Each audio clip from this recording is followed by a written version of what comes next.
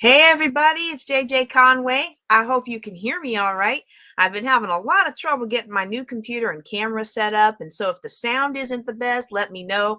I've been installing drivers today. I was in a conference and one person's like, well, you need to get a better mic and you need to upgrade the quality of your system. And I got so tired of it, I finally I didn't go off on her. Y'all be proud of me. I didn't go off on her, but I was just like, I do have a very good quality television quality camera and mic. It's just something in the connection. So I've got this brand new computer, but it only has two ports. It's got a port for the power plug, and well, it's got three. It's got an SD port, it's got a port for the power plug, and it's got a port for the mouse plug. And so in order to plug all of my array of stuff in, I had to buy a docking station for it work. So I went and bought a bigger docking station so I could plug the camera, the mic, the this, the that, all the things, right? And it's just not connecting. So I think I'm gonna have to break down and get some tech help. Maybe I need to call Sabrina Lowry, the tech evangelist, have her come on out and do me a Zoom on how to fix this thing and get everything working right. But sometimes things just work and sometimes they don't. And so today, what we're gonna do is we're gonna do fireside chat. And for those of you who are in the countdown to your best year ever class, I am going to apologize. I got so excited about fireside chat, I forgot I was supposed to prep a lesson for countdown to your best year ever. I know that's horrible. Because you paid for the class and I appreciate you paying for the class. And I was like, after all the things that have messed up over the last couple of months, somebody's paying me, they're trading their money for my time. I want to deliver the highest quality I can deliver, but I forgot to prepare a lesson and I'm not gonna wing it. Okay, we're just not going to do that to you today. So I'm going to do the fireside chat questions. We're going to answer your questions on money. If you have a question on money that you would like to ask, there's three different ways that you can do it. First, I'm letting people jump on camera. Now be aware that if you come on my camera with me, one of the first things I'm going to do is ask you to tell everybody how awesome I am. No. But I am going to ask if you have any, positive feedback, have you enjoyed working with me or something like that, that I could use as a testimonial. Look, I believe in being transparent. But there's also two other ways you can ask. You can ask your questions in the comments. And when I go through the questions, if I see something that's in the comments, I'll finish what I'm saying, and then I will go and then answer the next question in the comment. Now, if you're listening on Clubhouse, which I think I'm going to stop doing, because I get more people listening when we do it by phone than Clubhouse. So I think I may go back to the free conference call. If that's something you would like and you're watching in a social media capacity where you can drop me some comments and let me know if that's something you would prefer, because my classes are very rarely attended on Clubhouse, and so, but they're very well attended when I do the free conference call phone. All right. So that's the second way. You can drop your questions in the comments. You can start putting those questions in right now while I'm looking for the banner of where you can go ask your questions, because I'm pretty sure I built it and I'm not seeing it. So I may just have to build it real quick. But I also have an online anonymous way for you to ask your questions. And the reason I do that is because not that I think anybody's ashamed of asking a question, right? But this session gets extrapolated and put on my podcast. So not only is it broadcast publicly to my Facebook, my YouTube, I got like 20 different groups, you know what I mean? Like, it's going out. You ask a question on this podcast, on this broadcast, there is no controlling who gets it, right? And I don't think that anybody's embarrassed of their question today, because we're all friends here. We're all building wealth together here. We've all made mistakes, right? It's part of life. Financial problems are part of life until we realize that we have something we can do to control them, right? And even me, I taught debt free for a long time and got into real estate and thought I was going to use other people's money and I was going to leverage all this debt, and I just got back into it, and it just, it happens. Life happens, especially the more fun you love to have and the bigger giving heart that you have, boy, the more monetary trouble you can get right on into, and I say that as someone who with a big heart. I don't give money. That's one thing I don't do, and I'm going to talk about that later, because one of the questions that came in, I'm like, oh, I can tell you how to fix this. You just don't going to give anybody money anymore, and I don't give money. I'll give it to reputable charities, but I don't give cash. But when the Lord speaks to my heart, I will give stuff.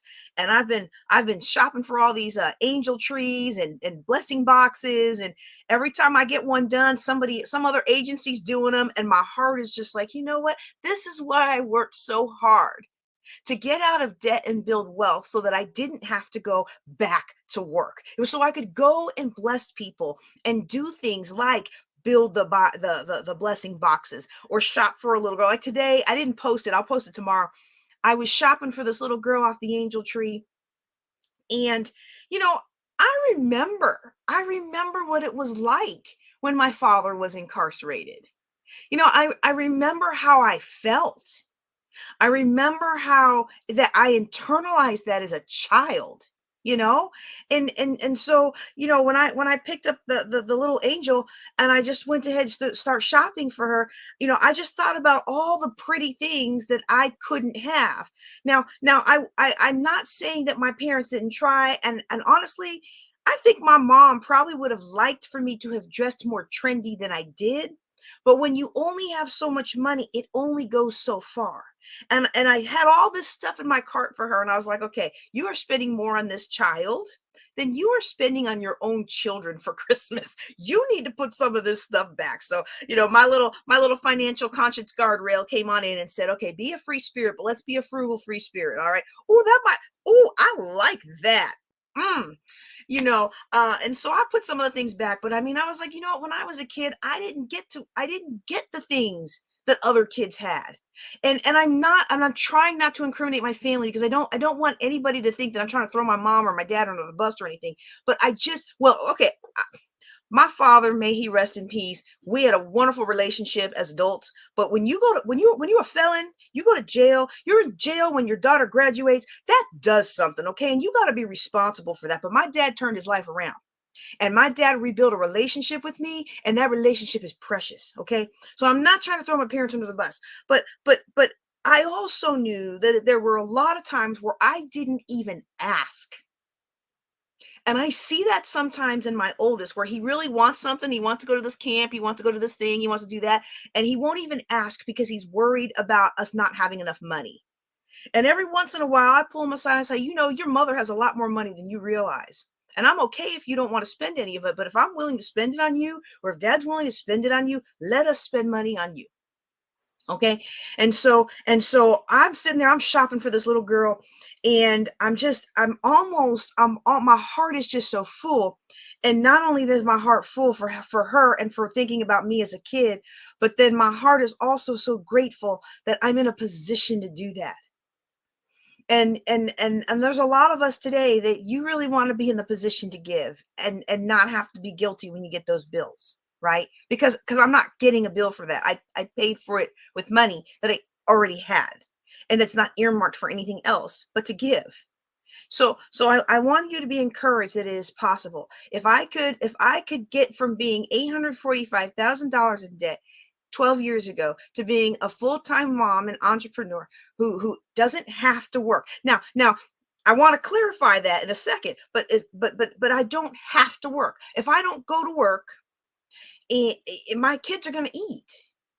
And if my husband, God forbid, I pray the Lord always allow him to work, because he loves to work. He loves what he does. I pray that the Lord always allow him to work in the capacity that he's working in and doing something that he loves. But if he couldn't work, we would be okay. Now, we wouldn't be extravagant. I wouldn't keep buying him all these fancy shoes that I'm starting to buy or these fancy purses that I'm starting to buy, right? Like, I wouldn't be doing those things anymore, but we would be okay.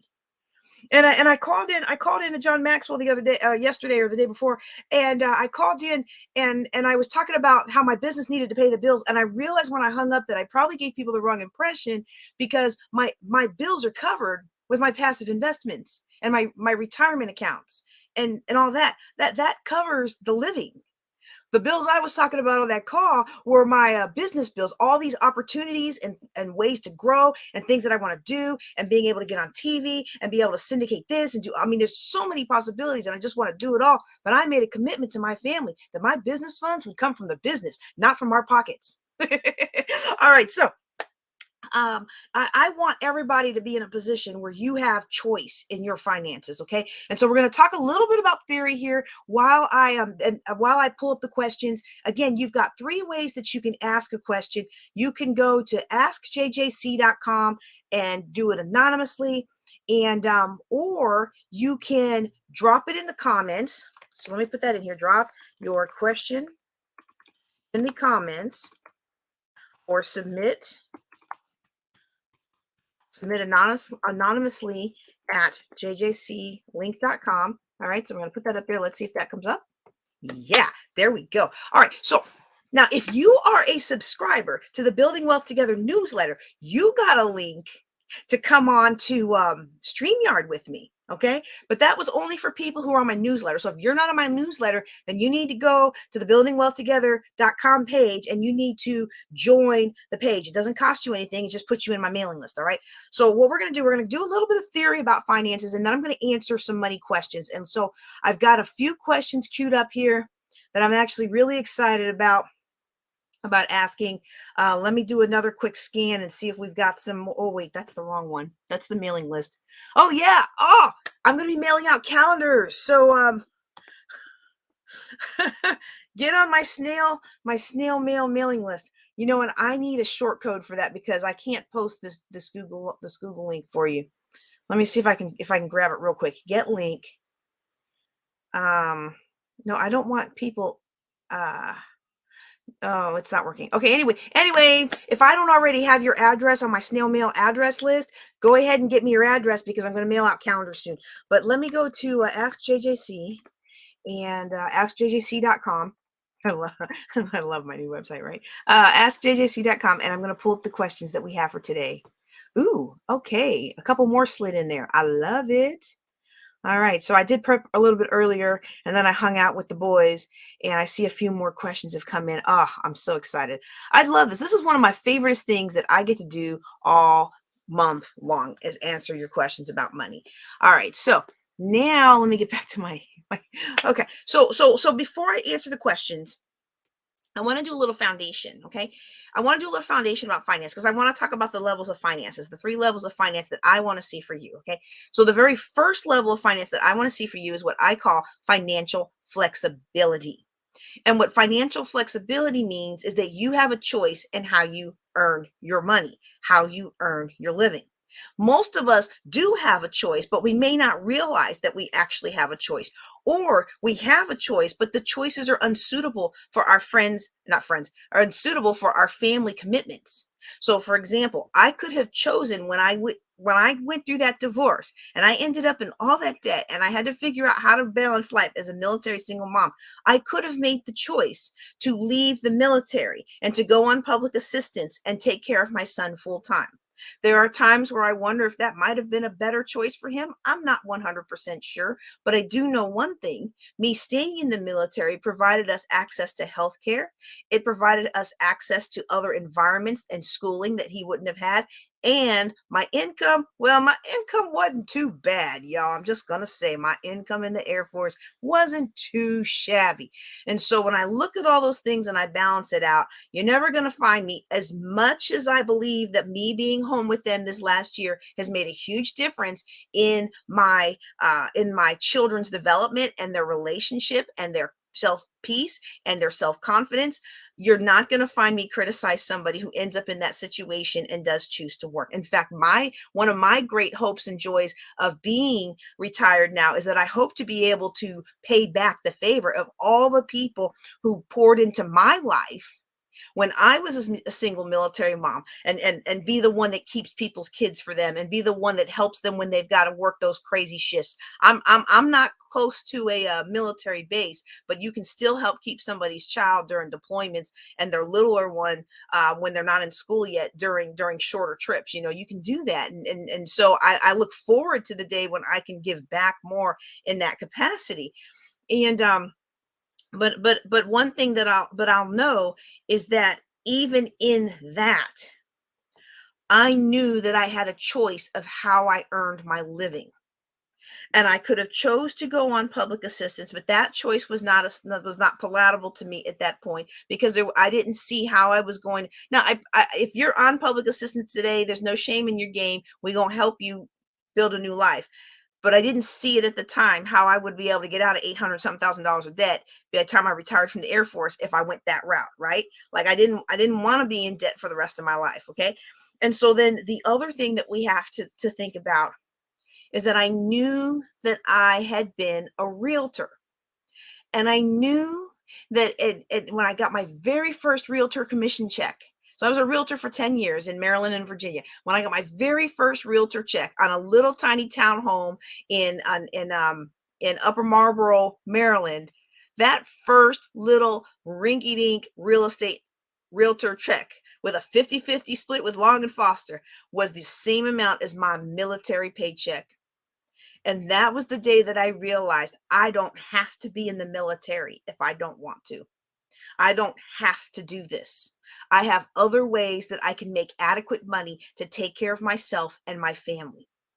Now, because of many of you may know that the life of a realtor is very much you're very beholden to the public, and you don't have a stable income, and you can earn way more money. But at that time, I made the decision to go with what I knew I could do and do well, and then I knew that I had particular parameters. Of course, the world kind of changed on me, and some of those parameters kind of disappeared. But back then I wasn't going TDY every other week, so I thought it was a pretty stable solution.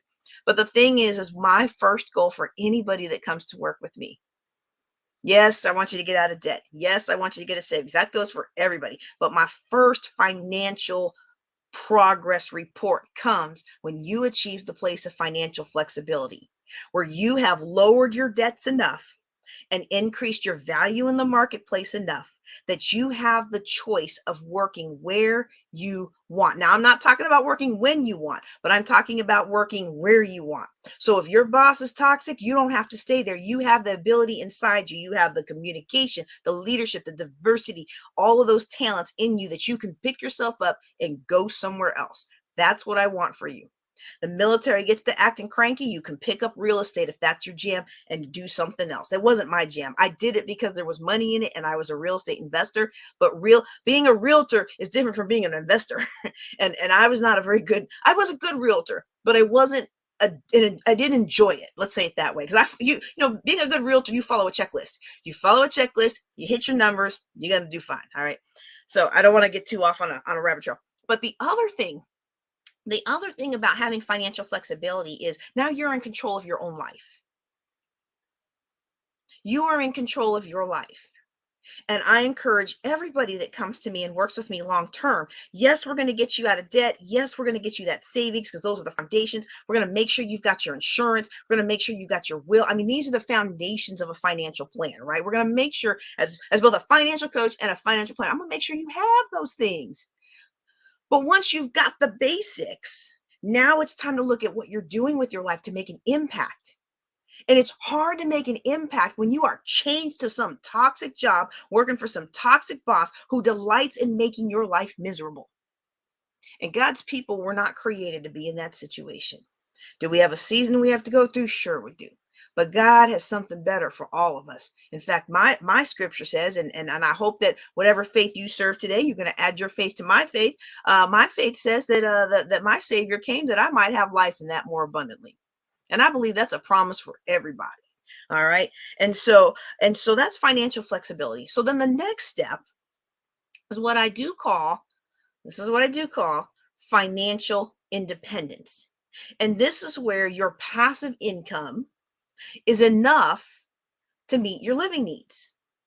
So I would, even though I'm not a multimillionaire yet, even though I'm not a multimillionaire, though I'm on the trajectory, uh, I'm laughing because I teased my husband a year or two ago about my business. I was like, well, I was on my path to becoming a multimillionaire, and then somebody got me pregnant. Oh, but he's been worth it. He's been worth it. That boy is such a joy. But but financial freedom is now you don't have to work. And that's my second signpost for you, my second stoplight for you, if you will. That's where I want you to get, because now you have enough passive income. You have hit what mathematically they call the crossover point, or the point called enough. And that means your passive income is kicking out enough money to meet your living expenses. And if you didn't ever go back to work, you would be okay. Maybe you're not extravagant, but you would be okay. That's where I'm at right now. We would be okay. We wouldn't be extravagant. We wouldn't have that big old house. Have y'all seen that big house? How many of you seen that big old house? If you've seen that big old house, drop me something in the comments. If you've seen that big old house that I saw, that I took a video of, I've been showing everybody that house. If you've seen that house, go ahead and drop me something in the comments, because that house is gonna be mine one day, right? So financially free, you may not have the McMansion, and you may not have the private jet. It really is a defined for you. What's defined for you? Where do you define your level of success? But the bottom line is, whatever it is, you have enough passive income coming in. So that is income you don't work for. That is income you wake up in the morning and it's there. Okay. That's what passive income is. You have enough of that to make sure you can eat. You got a place to live. You have something to drive. You have some clothes to wear. You can do something nice with your kids every once in a while, or whatever your level of success is. Okay. And that's, what did I say? Did I say that wrong? I probably said that wrong. That's financially independent. I tell you what, I feel like I'm going to come up with all new words for these, so I don't end up saying the wrong things, because the financial world uses these terms so interchangeably that sometimes it's hard for me to really kind of break them out for you. But the third level, and this is where I'm trying to get, and I want to bring you with me, is financial independence. And I mean, financial freedom. This is where you have freedom to do what you want to do. And this is where you have the freedom. You want to drop some money into the community and change communities. You want to drop institutional programs here. You want to do whatever it is that you want to do. You now have the freedom of time, space, and money. See, right now, what I have in my life, and what some of you watching have in your life, is we have flexibility of time, space, and money, right? But I want freedom of time, space, and money, because I feel like I'm called to do a mighty work and to make great changes in communities, and equip God's people in a global impact. Oh, I get so excited. If you'd have told me that 10 years ago, I'd been like, oh, that must be the devil. That I wouldn't even have believed. Just wouldn't even have believed it. But now we're already having an international impact. So I know this is where the Lord has called me to. Okay. So these are the different things that I want for you. And each level has its own journey. Okay. So as you're progressing, I want you to look at where you're at in your life. Where are you at in your life? Do you have the ability to leave a horrible job and go do something else? Do you have the skill set to feel confident that if you did have to leave your job, or that if your job downsized, do you feel confident that you would be able to pick up somewhere else or do something else? Do you have the networks and the connections to be able to feel peace that it'll work out? Do you have the relationship? This is a big one for me, is, do I have enough relationship in my faith where I can trust that what I need is going to be there when I need it?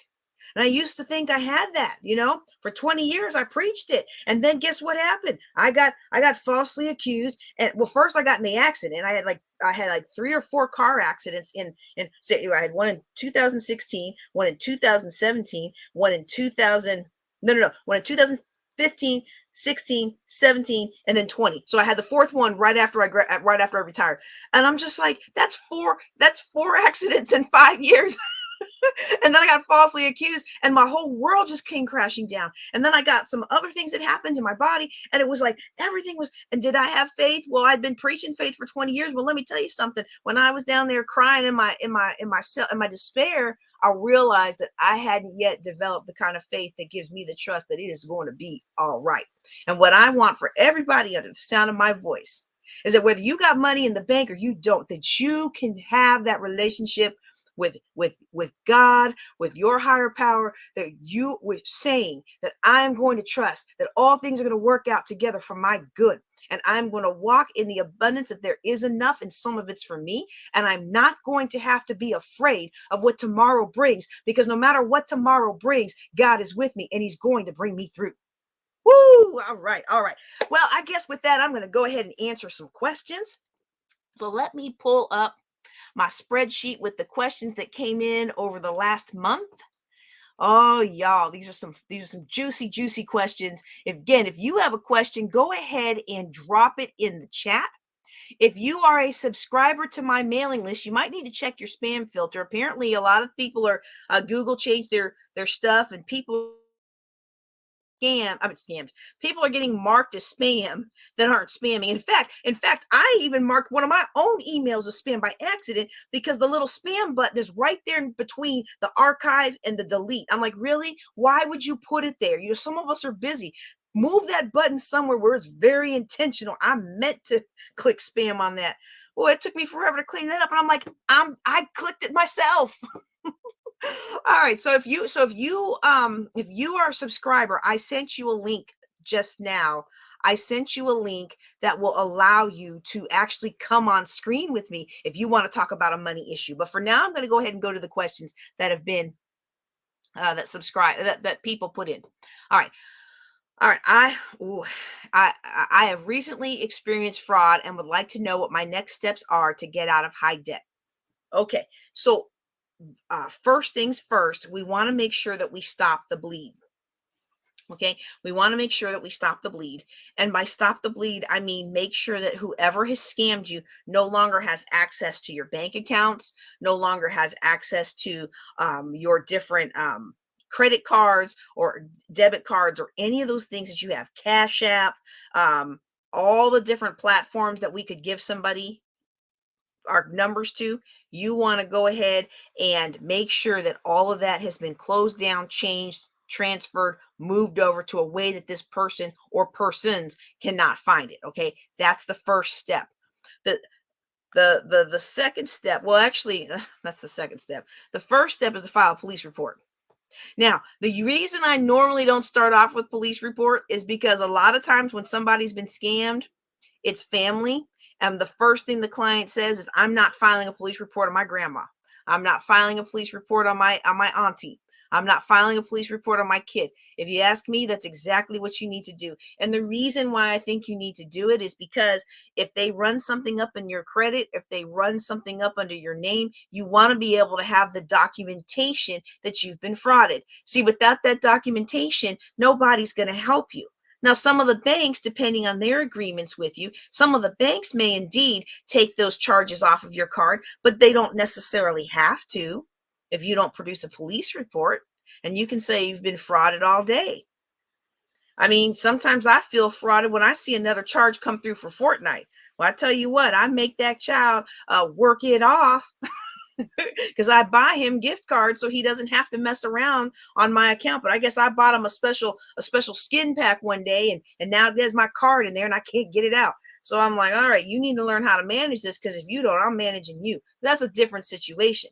A lot of times we have this, the people that are committing these fraudulent activities, they're not always strangers. Yes, there's a lot of stranger identity theft, and that's a different situation. That is not what I'm talking about today. What I'm talking about today is when somebody that you know and love is intentionally frauding you. And recently, I have been talking to woman after woman after woman who has been scammed by somebody that they met online or in a dating capacity, whether they met them on an online dating capacity or whether they met them in a local dating capacity. I want to tell you, one of the biggest ways to avoid getting scammed in a dating situation is to simply not give money.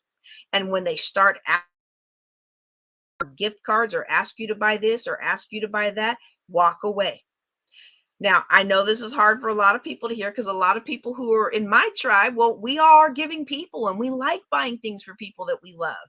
However, there's a difference between buying something for somebody you love as an expression of love and buying something for somebody that you love because they keep asking you to buy more stuff for them or to give you money. Now, for my young girls out there, I will say be very, very careful about the things that you think mean the man loves you. I remember the very first time that my ex-husband, who was then my boyfriend, we had been dating for about a year, and he came to my dorm room with these big crocodile tears, and he was just crying and crying. The stereo that he had told me he had been waiting for had finally gone on sale, and he went to the BX to go get this stereo. It was a Bose system, and I tell you what, it was a fabulous system, right? But he thought it was going to be on sale for $400, and it was actually on sale for $800. And he'd been waiting for so long for them to drop it down from like $2,000. And would I please, please, please help him make up the difference? So I liquidated. All I had was like $402 or something like that, right? I liquidated my savings account and gave it to him. Do you know why I liquidated my savings account? Because he came into my room and he cried. And I thought, let me tell you what I should have thought. What I should have thought was, oh, he don't know how to manage his money. He is not going to know how to manage a relationship. See ya. That's what I should have thought. But you know what I thought? I thought, oh, we have reached this new level in our relationship. He feels comfortable enough around me to cry. And I gave him that money. Y'all. And I didn't learn my lesson either. As I'm thinking about it, I'm like, oh, I did not learn my lesson. You know, some of us are just more hard-headed than others because, boy, I liquidated a lot of things for that man over the years. But you know, some of us we just have to learn the hard way. And I don't want you to learn the hard way. So just make it a rule of thumb. Just make it a rule of thumb, not giving money. And people say, oh, well, you can't be that rude. You know, you have this, you have that. You know, my Bible doesn't tell me that I need to give money to everybody. My Bible, in fact, tells me that you will always have the poor with you. So don't feel bad that you can't eradicate poverty. Now, what I do helps elevate people from poverty, and I'm very happy to give of my time, right? And I'm also very happy to give to reputable charities. But you're not going to ask JJ Conway, hey, can you spot me $200? Because I'm going to say no, but I'll show you how to earn it. Because that's what the Lord has taught me to do. In fact, my Bible gives me a principle that says when you have an abundance, when you have big fields, you should leave something behind for the people that are less fortunate to harvest. It doesn't say just give away all the food and just give away all your money. It says give them an opportunity to earn it. Make the pathway. And see, some of us, we're so giving and so loving, we don't even realize that what we're really doing is not making a pathway for people's economic independence. We're making a pathway for people to be entitled. No, that's not the word I want. What's the word I want? Somebody drop it in the comments. What's the word I'm looking for? It's not codependent. We're enabling. That's the word I'm looking for. We're enabling somebody and we're keeping them from growing. So if you want to avoid getting scammed, I tell you what, that's like one of the fastest ways to avoid getting scammed. Okay, it's to just when you're in that dating situation, please do not give them money. Don't buy them stuff. Don't give them gift cards. Don't do that. Oh, would you kept dating your husband if he didn't buy you stuff? Well, my husband didn't buy me a lot of stuff. He took me a lot of places. He bought me a lot of meals, which required spending time together. He took me to a lot of football games. He drove me to those games, so he had to spend the gas, but that's not the same as him asking him for a gift card, me asking him for a Walmart card, me asking him for a wire transfer. Anybody asking you with this stuff, you shut that down. You walk away and you go find somebody who wants to give mutually to you, not just take your money. All right. So if you find yourself experiencing in fraud, again, you file that police report. You take that police report, you make sure you close down all your accounts, you make sure you get that on your credit report so that so that they won't continue to add any of these charges against you, and so that if people look back on it and they see that these charges are there and it hasn't been cleaned up yet, that they don't hold that against you and it doesn't calculate into your scores, or they remove it from their considerations. And then you start the work of rebuilding your life. And it's not always easy, but it can be done. All right. All right. Now let's see what the next question is. Whoo, I get a little fired up about that one. That's almost as bad as college loans. Nobody asked a college loan question today, so you all don't have to worry. JJ is not going on a college loan rant tonight. And if you're going to ask a college loan question, we're going to save it for the end. Because I learned some more stuff about some of these debt products, and I'm just disgusted. I'm so disgusted. All right, let's see this next question. Okay, mortgage. Okay. Mortgage car buying versus inflation and interest rates. Okay, How? Okay. All right. So I think I'm not quite sure. So if this is your question, I encourage you to drop some clarification into the comments. Or if you are a subscriber to my email list, in your e-box today, in your inbox should be a message from me that gives you the link to actually come on camera. And if you click that link, it'll bring you on here to StreamYard, and I'll pop it up, and you and I will be side by side. All right. And we can talk. We can talk about it. And it's always more fun to talk about it. And actually, if somebody wants some, I should have done that. Oh, we should do that one day, a mini coaching day. If somebody wants some mini free financial coaching, go ahead and drop on in the StreamYard link, and we'll just right on the spot, okay? But what I think this person is asking, and again, it's kind of hard to tell from the way it's written. I think what they're asking is about like buying the car and having the mortgage versus having inflation and interest rates. What I think they're trying to ask is it better to borrow money because the interest rates of the mortgage or the interest rates of that car loan that they can get are so low that they feel like they would come out ahead versus inflation and saving the money, okay? Let me tell you something about finance. Finance is mathematically, there's always a way to calculate what's the best financial product, what's the best financial strategy. And sometimes the mathematical calculation of what's the best financial product would be a loan product. But I'm going to tell you something about finance. Whereas you can do the mathematical best option for finance, most of us do not make financial decisions based on math. And you know how I know most of us don't make financial decisions based on math? Because if we did make financial decisions based on math, we would not be paying 12%, 24%, 36% in credit card fees. We would not be buying furniture on the 24-month no payment plan that when you miss that last payment, they come in and take all 2 years worth of interest and tack it all in. Like none of us would do those things if we really operated our life according to math. So as a financial planner, I can't just go off the math. I got to evaluate your life, and then I've got to help you evaluate the best plan for your life. And I see that we have Melvin Capers in the background there. We're going to bring him up here in a second. But it's not about math. And it's funny because it's never the person who has like they're debt free and they pay off their credit card every single month so they can get the airline points, and they've never gone into debt and had to carry a charge for like the last 20 years, and they've just gone on all these free trips. Like I don't get that person asking me the question. What I get is the person who thinks they do that, but every couple of months, well, this is an emergency and I'm just going to have to use the credit card.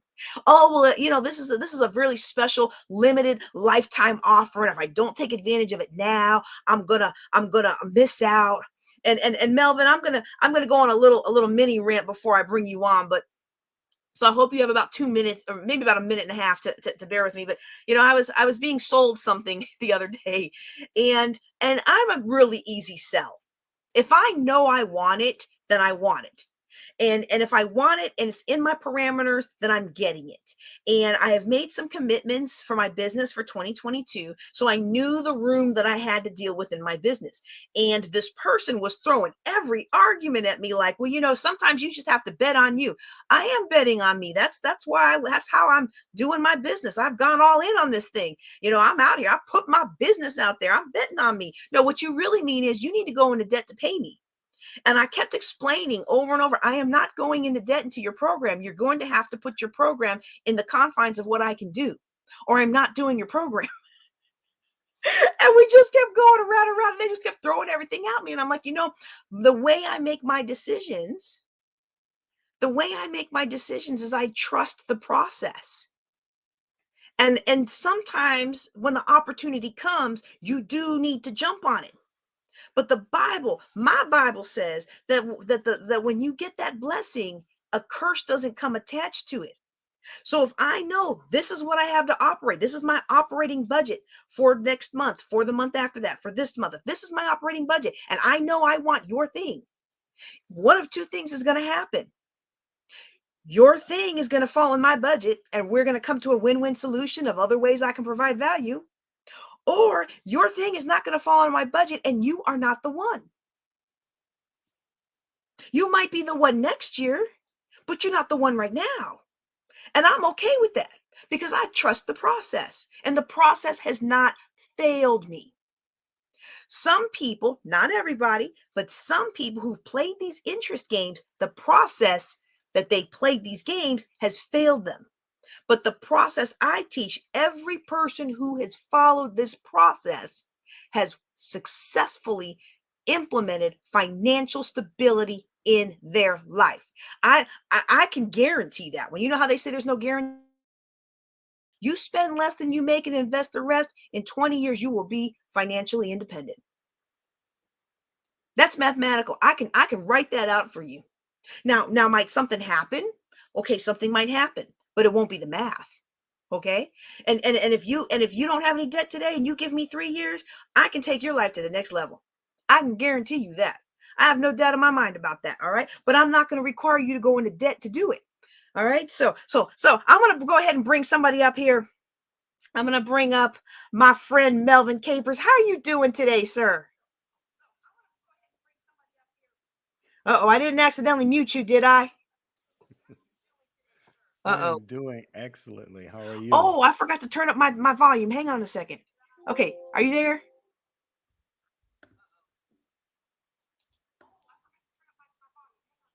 Okay. I Okay, am I hear here. you now. You don't hear an echo, do you?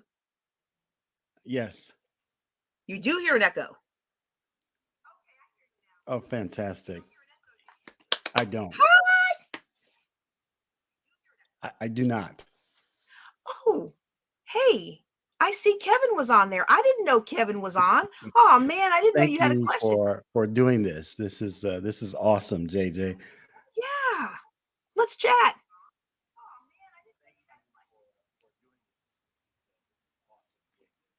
And I guess I have a slight delay here, so I apologize. But you know, this is great, and what you do is fantastic. And I didn't want to miss the opportunity to come on and say hello to you and congratulate you for just the amazing things that you've been doing over the last month.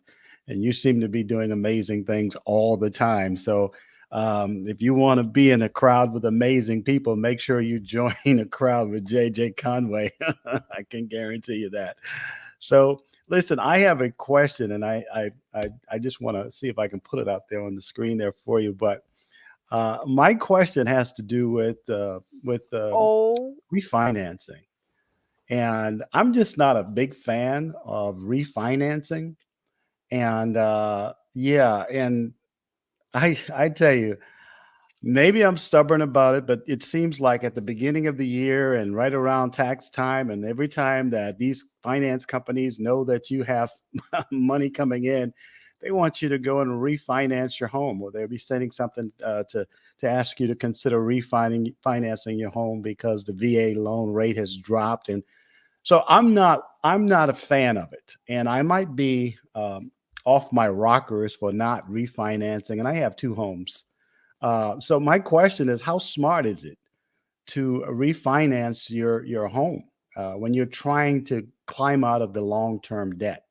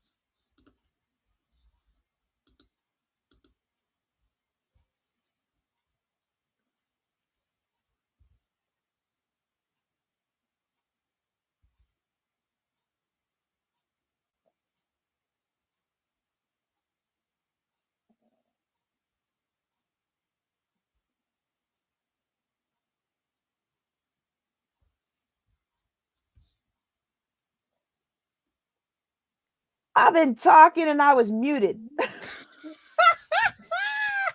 I was like, how long am I going to stall before he does what I asked him to do? I was wondering if you could take the question part of your question and put it on, because this is so big, it covers up our faces. So if you could just take that question part off and drop it in its own.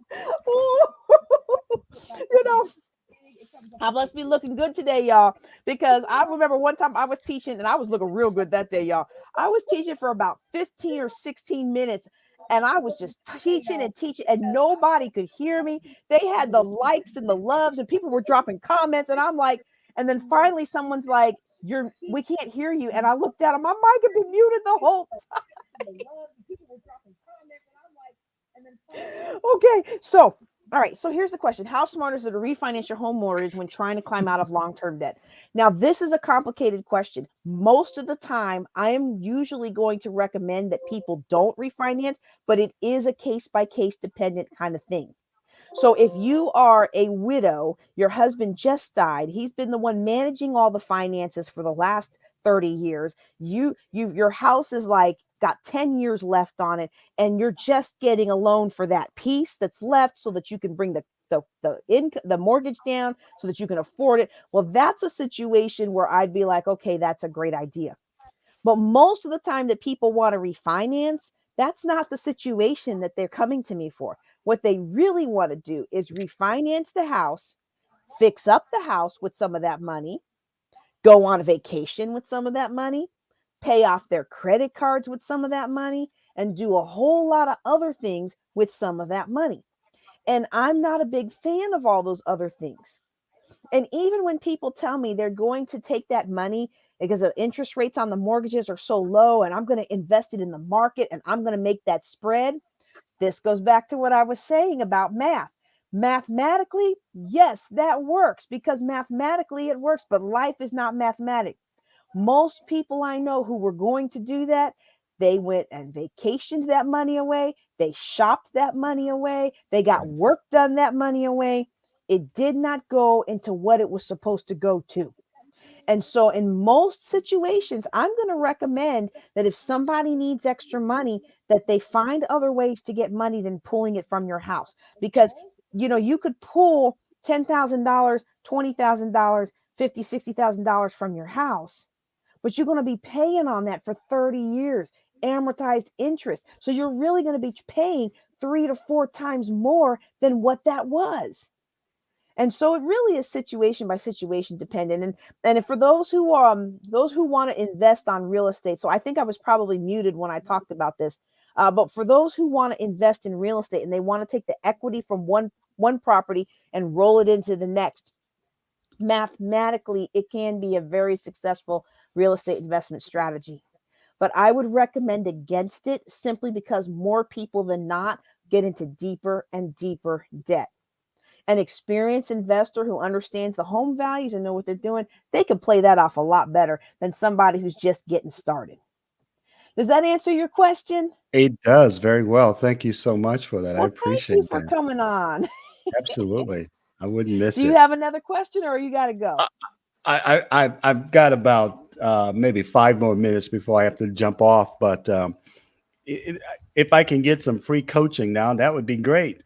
Let's do it. Come on. What intention would you might set for our mini laser Well, coaching right now? well, how do you start? I mean, when you're talking about trying to be financially independent or getting out of debt, there's so many things, JJ, that's going on that you have an avalanche of thoughts.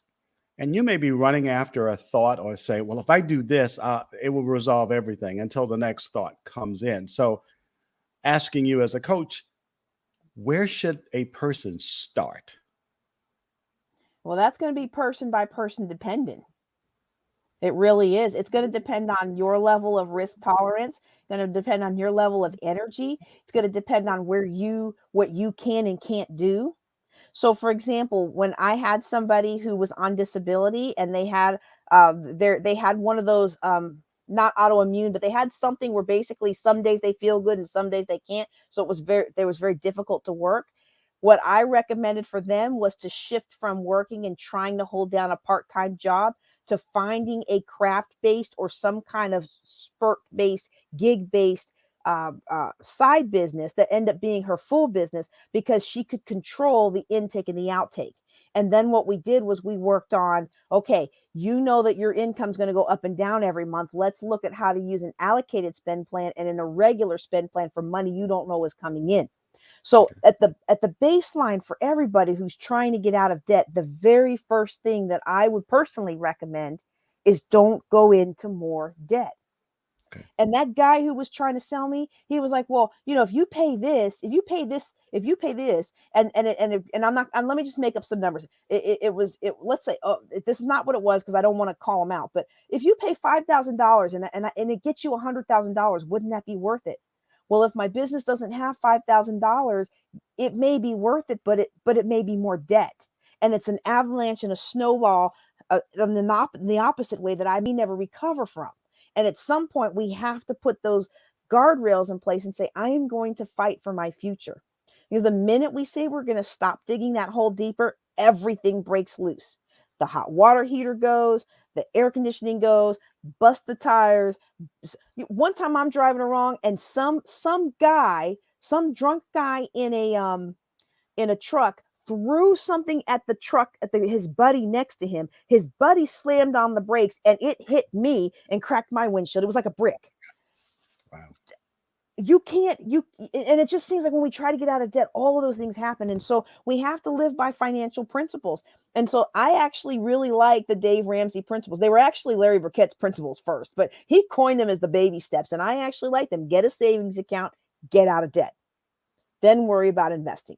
And a lot of people say, well, I can't lose my free 401k money. I can't lose this. I can't lose that. But I'm like, I've done the calculations. Even if you get a match, unless your employer is giving you like, a 200% match or something like that. I think it's like 210% match, right? Unless they're giving you some phenomenal match that doesn't really happen, you are losing money by being in debt and then investing in the market because you're not making a good enough spread. Right. And so that's the first step. I don't know if that would wow. Let's see if I can delete that, block that user. Sorry, somebody on YouTube's going crazy there. So does that kind of get at the question? Like, what's your first couple of steps? How do you make a decision? It does help. It actually, when you said it depends on each individual, and what you really need to do is slow your thought process down and start thinking what's best for you as an individual. And for your family. Yeah, and for your family. So, but anyway, before I get off, let me just say this. After 1 year and 9 months of being virtual on Zoom or whatever, StreamYard and beyond, when you were on mute, I was able to read your lips because I've been able to do that. You knew where I was going, huh?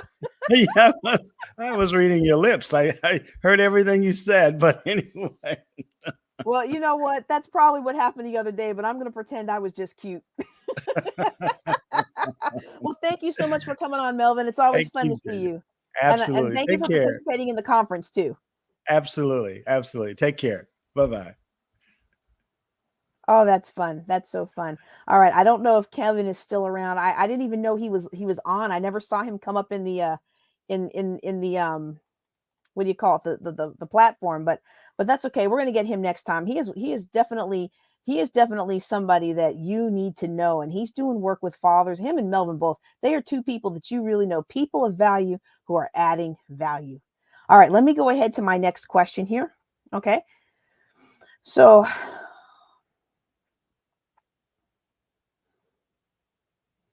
okay. This is a great question. Now, I'm going to tell you right now, as I begin to answer this question, as I start thinking about this question a little more, I just want you to know if you are concerned about how to spend your money. A lot of times what happens is people come into money and everybody wants to give them some advice. And, a lot of times that advice is kind of self-serving, right? And so what I recommend that people do, well, I guess I should just do the question first. The question says, I want to learn how to invest. I'm 21. My father left me an inheritance, and I do not know what to truly do with the finances. I have heard of IRA accounts, but I'm not sure. I need guidance and from someone trustworthy. And I wonder why it's not wrapping right after I made the window smaller. Hold on. Yeah, it's not wrapping right. Okay, somebody, can somebody fix that? Okay. All right. So what when I look at these questions, and I look at this one in particular, if you have come into a large sum of money, an inheritance, stock options at work, or something like that have matured, you want to engage the services of somebody who has your financial interest at heart. They call that a fiduciary. And so one of the things that when I went to school for the certified financial planner certification, when I did that schoolwork, one of the things that they really drilled into us is that you are serving as a fiduciary for your clients. You are guiding them to make decisions that are in their best financial interest. Now, you will note that when I do these fireside chats, I am giving general advice. I don't know enough details about your situation to be able to give you specific financial advice in an advisory capacity, right? But I can give you general guidelines. And one of those general guidelines is when it comes to making financial decisions is that you are hiring what's called a fee-only financial planner. That means that the only way I get paid is for my services as a financial planner. I don't get paid by the insurance company a commission for putting you into this product. I don't get paid by the investment houses for putting a commission for putting you into that product. When I was with a very popular company that used to really infiltrate all of the military bases, and they sold us into these packages, they ended up getting sued because what was happening was they were selling all of us in the substandard packages that were so grossly substandard that they ended up getting sued for it. I mean, this happens all the time, but this was such a gross mischaracterization of the benefits and everything. And it was simply to pad the pockets of those who were doing the referring. Okay. So when you go to the bank and you get the free financial planner at the bank, the free financial planner at the bank is going to recommend to you strategies and products that are going to make the bank money. When you go to XYZ Financial House and you sit down with the free financial planner, that free financial planner is going to recommend to you products and services that are going to help that financial planner. That are going to build the company up and they're going to build their commissions up. Okay. You want to look for a fee-only financial planner. And by finding a fee-only financial planner, now you're going to be able to have somebody who's looking at it from what's in your best interest. And what's in your best interest may not be in what's in her best interest, and it may not be in what's in his best interest, okay? So if I was to advise somebody who was 21, and again, I can't give specific financial advice in such a general context as this fireside chat, or if you're listening to the replay on the podcast as the Building Wealth Together podcast. But what I would generally say is, if you've suffered a loss, sit for a while. Don't make any decisions just yet.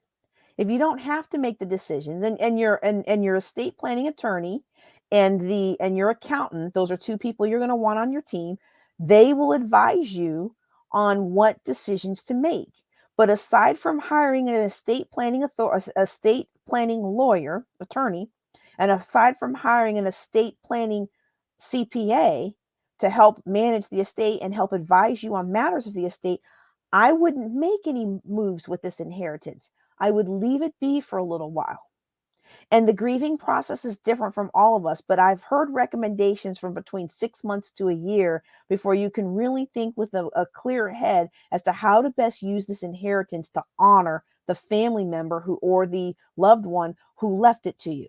Okay. So those are the kinds of things that I would do. Now, when it comes to an IRA, I'm going to say, depending on your income levels and, what you can do and how much you make, well, I said income levels, but depending on your income levels and the method of the money. So if you have earned income, like you are working for that income, then you can contribute to an IRA. But if you're in college, like this person's 21, if you're in college and you don't have a job, you can't just take an inheritance and put it into an IRA. Now, if it isn't an IRA, you can roll it over into one for you, and that's a great strategy. You're gonna have to talk to an accountant to make sure about the tax implications of what you need to do, and whether or not, according to their policy, do you have to take required minimum distributions. A CPA can help you with all of that. But you want to do your research, but you really want to stay in a holding pattern for a little bit and just kind of grieve and let that money be a soft landing place later on for when you kind of figure out how you want to honor the memory of the one who left it to you. Okay. And so again, those are the kinds of things I would recommend. If you've come into a large inheritance from a loved one, I would recommend hiring 3, depending on your budget. Depending on your budget, I would recommend having 3 people on your team: a fee-only financial planner to help you figure out what's the best use of those funds for your financial situation, your estate planning attorney, unless there should be one established for the estate, but some people have such small estates, or the family doesn't even think about it, or they transferred it some other way and they're not even thinking about it, and you may be getting a raw end of a deal from your sisters or brothers or other family members. That's a whole nother story. But you also want a CPA that's going to help advise you on the tax implications of the decisions you're about to make. So I'm a financial planner. I help advise people on how they should invest the money, what kinds of investments they want to look for. I send them to the financial house and they pick out the product and they do that, right? But I don't do taxes. Taxes make my head hurt. That's why I've got the wealth building CPA. She is phenomenal. And the only time she's not phenomenal is because her client doesn't do her part sometimes. She's always phenomenal anyway. She always makes me look good. Isn't that nice? Isn't that nice to have somebody on your team that helps make you look good, who covers your faults with grace? Well, we're not going to need grace next year because I'm going to get my documents in on time. Okay. So that was a really great question, and I hope that my answer gave you some kind of comfort. And I am sorry for your loss. I lost my father more than double your age, and that's a loss that's still there, and some people say you never really grieve a loved one. I don't know that that's true. I think that my dad wouldn't want me to be sad forever, but I think it's important to honor the relationship that we built, that we rebuilt as adults, and take the time to grieve when those waves of grief come. I think that's healthy. Okay. Oh, this person is hilarious. This person has sent me this like 4 or 5 times now. And I know it because they send the exact same message. It's funny. It's like they cut and pasted this and sent it. So I'm interested in becoming a financial coach. Could someone send me info on a local one? I'm in blah, blah, blah area, because I serve several markets. And the reason this makes me chuckle is because, like, the third one, they said, I really don't have time to talk. So can we just email? And I'm like, you're not my client. If you want to be my client, here's the process. But just in case you're watching, or just in case any of you want to be a financial coach, I think being a financial coach is a fantastic career. You know why I think that? Because it helped me get out of so much debt. And if you're good with money and you're good at really uncovering the reasons why people, or if you're good at coaching and you're good at helping people uncover the reasons why they do what they do with money, well, then go for it. And I definitely have some recommendations on coaching programs that helped you. Now, the coaching programs that I took that helped me with financial coaching, I originally took, let me rephrase that. I did not take Larry Burkett's financial coaching thing. They asked me to. And for those of you who don't know how I got my start in financial coaching, Larry Burkett is the one who taught me how to get out of debt. And I couldn't afford his course. And so his requirement was that I pay it back by helping somebody else. And I just never stopped. And then they had a licensing program where you could become one of their coaches. Well, I got skittish, and I just felt like I was too young, because I think I was in my 20s then. And I just felt like I was too young and I didn't have anything to offer, and I just ran from it. And then, of course, he got sick and he passed away, and he tried to pass on the company. But, a lot of successions don't work very well. And so I bought the materials, but I never actually went through the training. You can buy almost anything on eBay, right? And so then I also took Ramsey Solutions Financial Coaching. It was a different kind of program than it is now, but that was a very, very valuable program for me. And it was those after hour sessions with Les Nenow and Chris Hogan that poured into me and showed me the framework for my business. Like, you're going to do this, and you're going to do this, and you're going to do this, and you're going to do this. And I did it a lot slower than they wanted. Like, it took me, the very first thing they recommended is get speaking engagements. And if you can't get speaking engagements, hold your own conference so you can say you're a keynoter. And that's exactly what I did my first year. And so that's where Building Wealth Together came from. And now we're planning for our 8th annual conference, right? And the podcast and creating the youth content. So this was before Ramsey had the financial piece for teens. So I was like, do you guys have any youth content? Because I'm getting questions for this. No, we don't have anything. Okay, well, I'm creating something, right? And they have stuff now, but they didn't have it at that time. And then the other coaching thing that really helped me, it's not financially geared, but it has been absolutely instrumental in my business, was John Maxwell Team certification. And John Maxwell Team certifies you as a speaker, trainer, coach. And so it's a wonderful, wonderful program. It not only helps you get your speaking skills together so that you can give those proposals, but it really is a business in the box. And I don't want to be a commercial for John Maxwell Team, but if you are interested in joining the John Maxwell Team, I tell you one thing, you will always get the best rate for joining the John Maxwell Team and getting that business in a box and a lifetime certification that you will always be able to use, that has significant weight in the marketplace. You will get the best rate on that training if you go through somebody who's already in it. Sometimes they do a referral program, sometimes they don't. But I like the street cred. Like I told somebody in the last one, I like the street cred of being able to show that I referred people, and it shows that I'm a team player. So if that is something you're interested in, come on and let's do that. I'll get you put into the system, and then they'll call you with the sales team will call you and figure out what exactly your needs are so that they can make sure that the program is what you need. All right. So yeah, that's why I chuckled at this one. I'm like, yeah, you've been saying that to everybody, but what you need to do is just kind of take a time to go through somebody's process, because how are you going to coach somebody if you don't ever have a coach? I forget who originally said it, but I love it. They said a coach without a coach is a cockroach.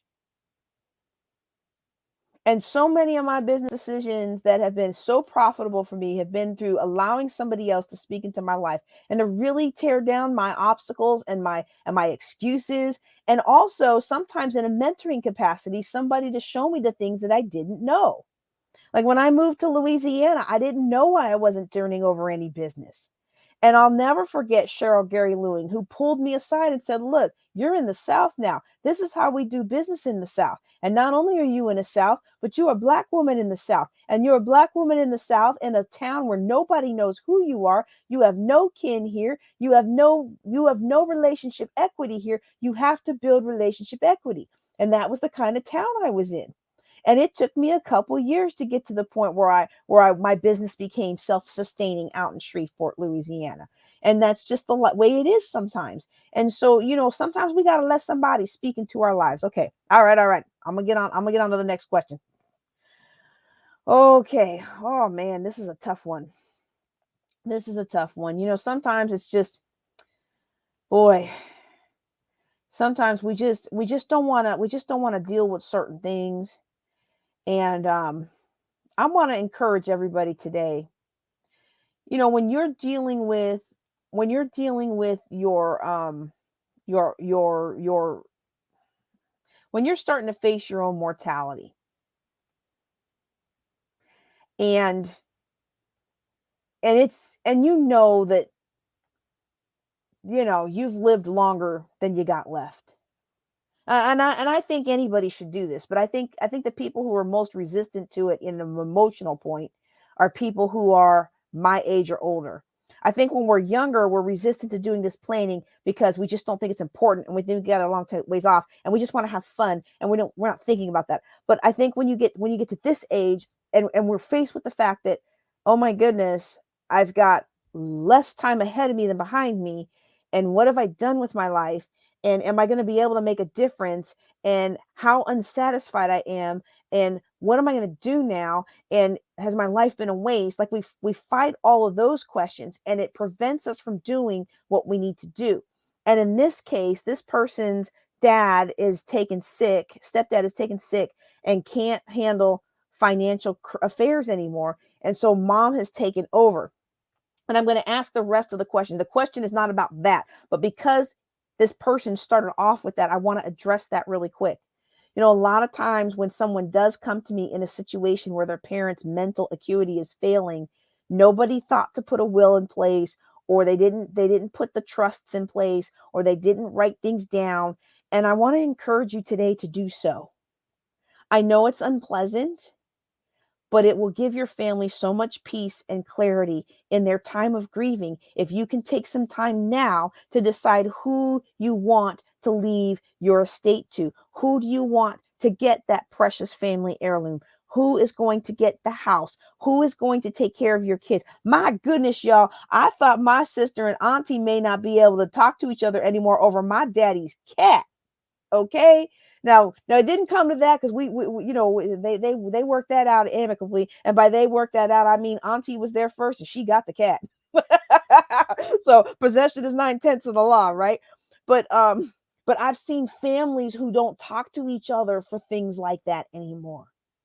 And even worse, so many times I've got people come to me and they gave up their life to take care of their parents in their failing health, and they moved cross country, or they gave up their career, and for 3, 5, 10 years they nursed their parents until they died, and they were supposed to get the house, and they were supposed to get this, and they were supposed to get that, and as soon as the parents passed away, the siblings ripped all that out from under them.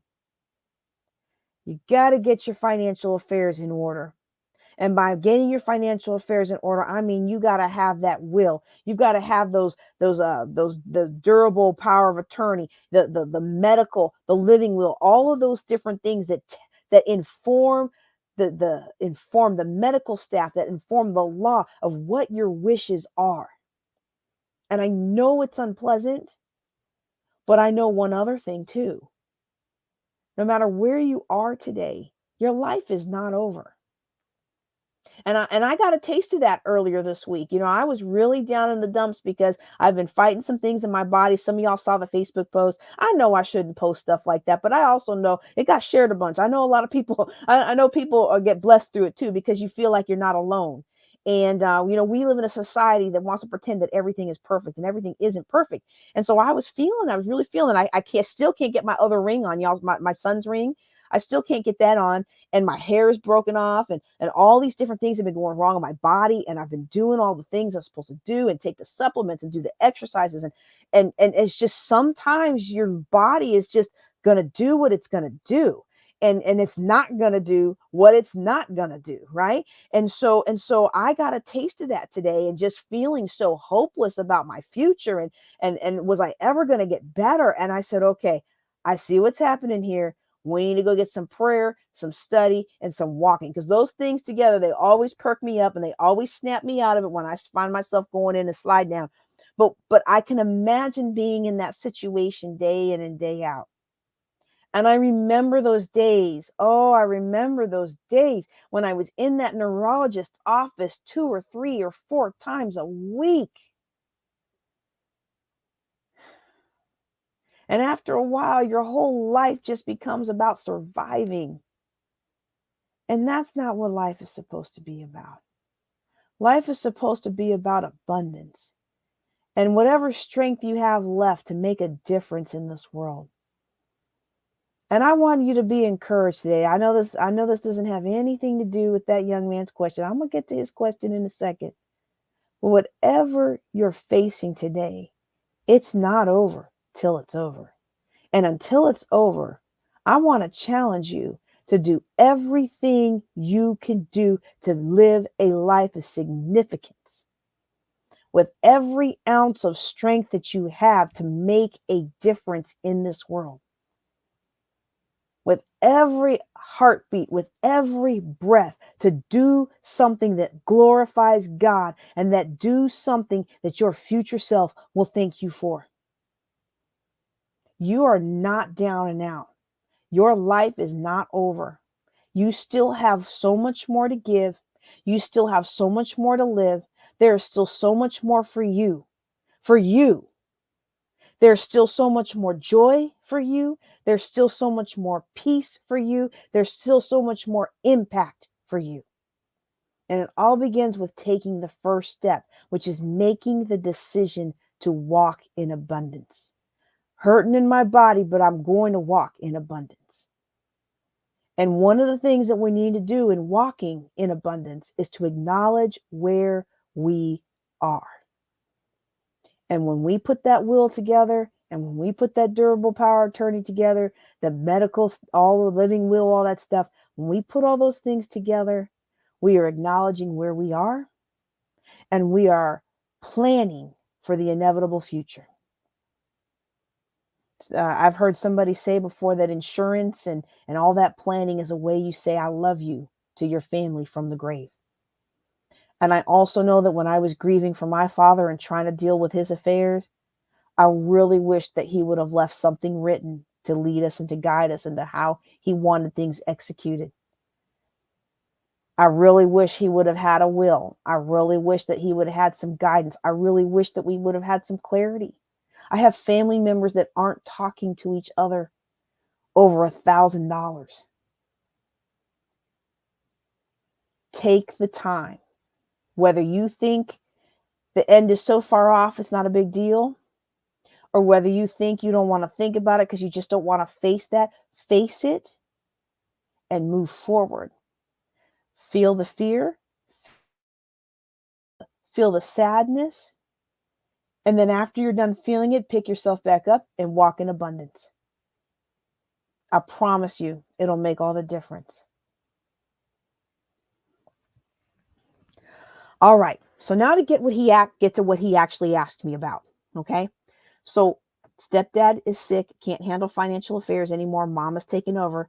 She found a huge amount of credit card debt. So I don't have my I don't have where they wrote this from. I don't have what zip code or whatever they're in. Whatever state you're in, you're going to want to do is you're going to want to talk to an estate attorney. You're going to want to talk to an estate attorney because the estate attorney is going to be able to tell mom what she's on the hook for and what she isn't. Each state has their own laws. Some states are what they call community property states, and what's yours is mine and what's mine is yours. And you took this up, you took all these things up during the marriage. Well, now it's mine too. Some states, what's yours is yours and what's mine is mine. And when you die, I'm not responsible for your debts. Some states are a mishmash. In fact, I just helped a friend with that. And I was actually worried because she was in a community property state. But all the things that were his debt before, or not before, because even in a community property state, most of the time, what's yours before the marriage is yours during the marriage too. So, which is why, like they when we put me on my husband's mortgage, they were like, "Are you sure you really want to put her on there?" And they pulled him. They legit pulled him aside. You're like, they were like, "Are you sure you want to put her on there? You do realize if you put her on there, she's entitled to half your house." And he's like, "That's my wife." And what we were doing was we were putting my veterans disability paperwork on the house. And in order to do that, I had to be on the deed. And so he had like multiple layers of warning because, fraud happens. And I guess I must have looked young and cute enough that they were worried about him. But no, really, we got in that situation with my friend, all of the things that were only in his name, she was not responsible for. Everything that was in both of their names, she was responsible for. That is not the case in every jurisdiction. Some jurisdictions, it can be in his name and you're still responsible for it. Or it can be in his name and you're not responsible for it. But if you're going to stay in the house that's in his name, you have to pay it.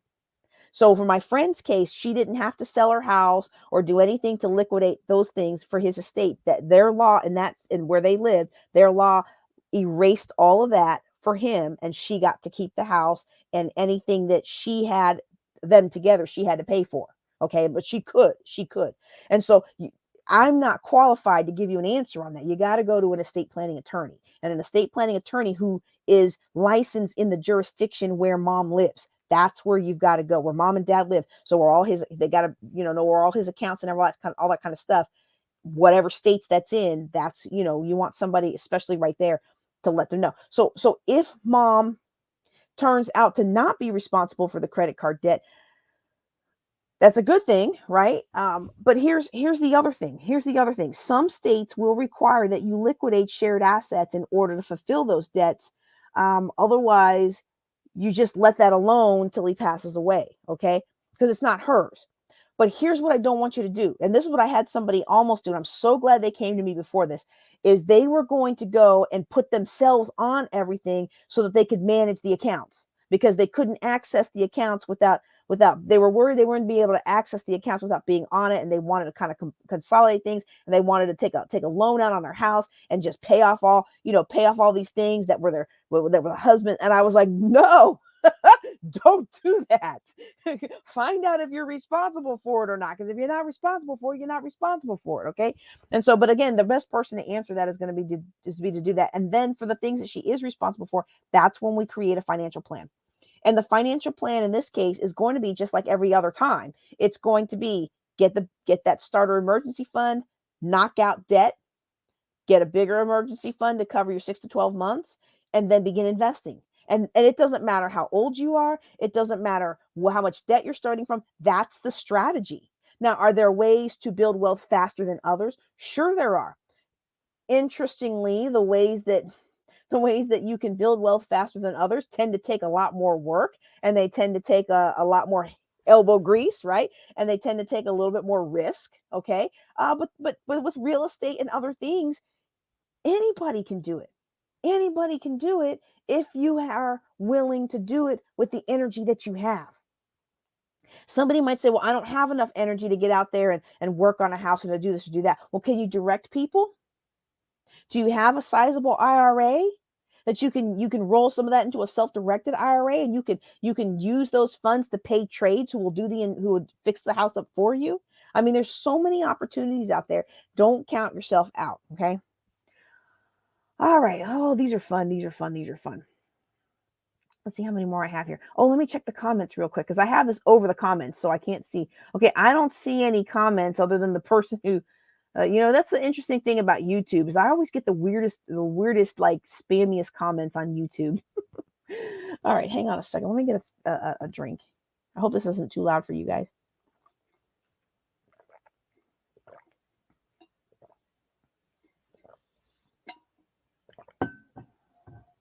Oh man. Okay. So this is a very long question. If this is your question and I leave out a detail, then just jump in and let me know. Okay. Jump in the chat and let me know. Basically, this is somebody who's got a daughter who's on their own, but not on their own. So the daughter's on her own, but mom and them still paying the bills. And they're really worried that she's not really managing her money. And they want to keep helping her, but they're worried to do that without having somebody bring the education.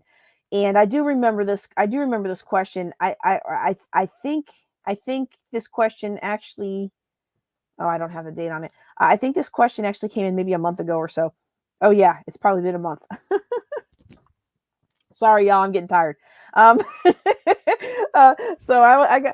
this is fun. This is absolutely fun, but I getting a little tired. So we'll probably wrap it up soon. There's one more question I definitely want to get to. We may just save the rest of these till next time, or I might just do a bonus session tomorrow. If you guys might like that, let me know. I might just do a bonus session tomorrow around about 11 o'clock Central, noon Eastern.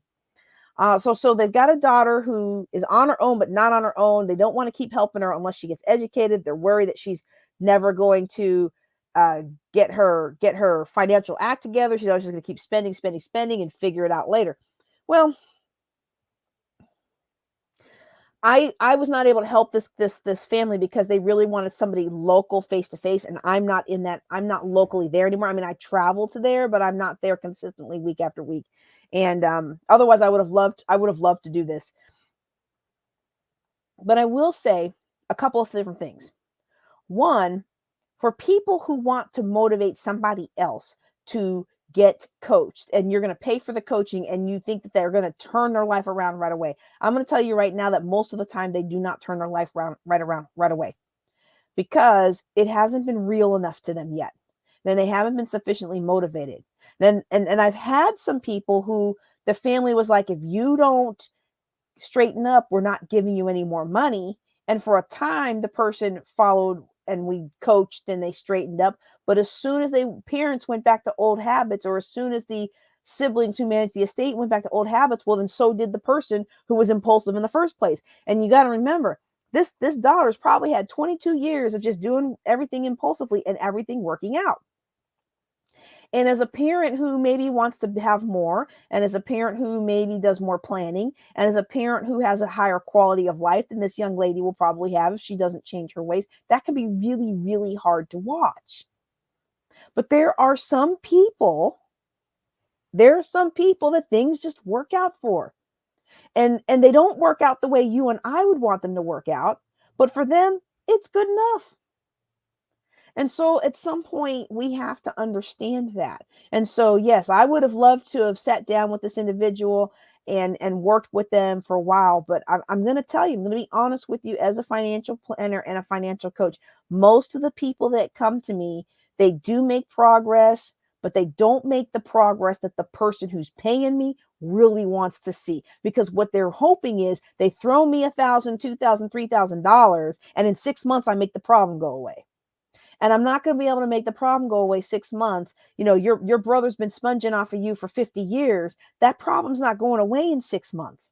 Your brother is probably going to take a year or two to even realize that you were serious about not letting him sponge off you anymore. And in this case of the young lady, she hasn't really had to feel the effects of being disorganized. She, at great risk to offending the mom of this or offending the dad of this young lady's probably had parents that have gotten her out of scrape after scrape after scrape after scrape. How do I know? Because I did that for my son for a long time. And what stopped me last year from continuing to do that is I looked at the life of my parents, and I looked at the life of other parents who had children that they got out of scrapes over and over and over and over. And I remember thinking to myself, this child is not going to be 27 years old, living in my house with a collar, talking about, Mom, I need you to help me. I was like, I can't. He's going to have to learn how to accept his own consequences. Now, I will say that some children, when you put the financial burden on them, they actually realize a thing or two. So, for example, my son, and I don't know if he can hear me through the wall here because he may be in bed now. He should be in bed now, but then it's going to say, well, Mom, you kept me up, so I figured I might as well be on my phone, right? The life of a teenager. Who else remembers being under their covers with the flashlight trying to read a book, right? Like that was our form of staying up all night. You know, it wasn't social media and stuff.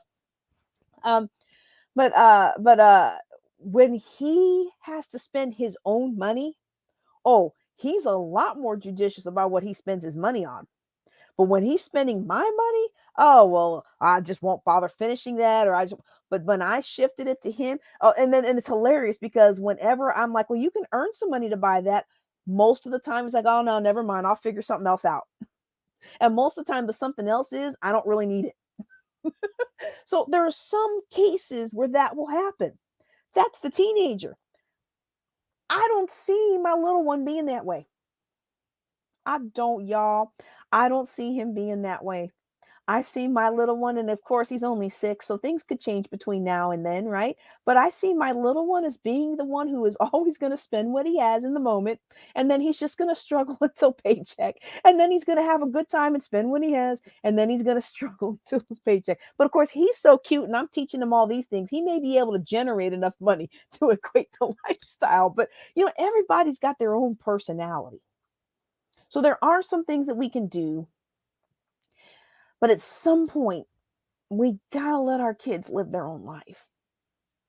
We got to let them suffer the consequences of their decisions and their behaviors.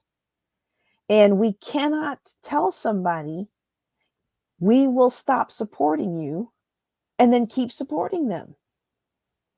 So I really do hope that they found somebody and that it worked out. I do. All right, let me check. Ooh, these okay. That one's going to be really involved. Let me see where we're at here. Okay, I don't see any other questions in the comments. If you've got a question, go ahead and drop it in the comments. If you are a subscriber to my mailing list, in your email box, you would have a link to actually come on screen like Melvin did. You're more than welcome to do that. In fact, I think it's a lot of fun to have people come on and ask their question live. I think it's just so much fun. All right, let's see. Okay.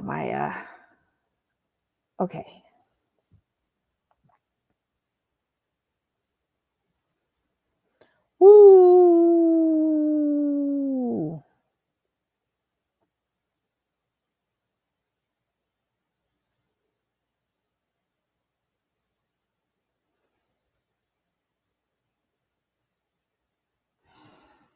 Okay.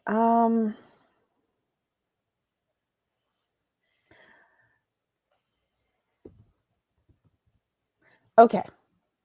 This person has about $105,000, $110,000 that they want to pay off by the end of the year.